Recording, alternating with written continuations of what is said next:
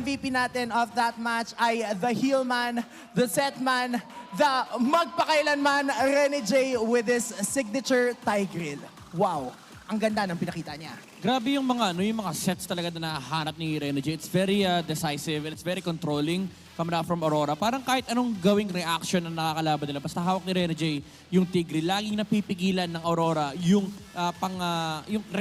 response basically sa kalaban nila. Oh, tsaka yung dito, parang every time na nakita siya na gumagalaw, hindi mo din malaman kung magsaset ba siya or not.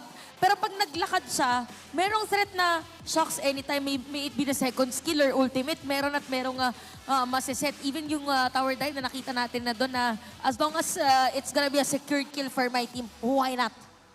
Why not coconut? Talaga nga namang naging mainit ang kanyang pinakita. Pero Nacho, ano ba yung mga napansin mo dun sa laban na yon? Napansin ko lang po, si Rene J, siya po ay idol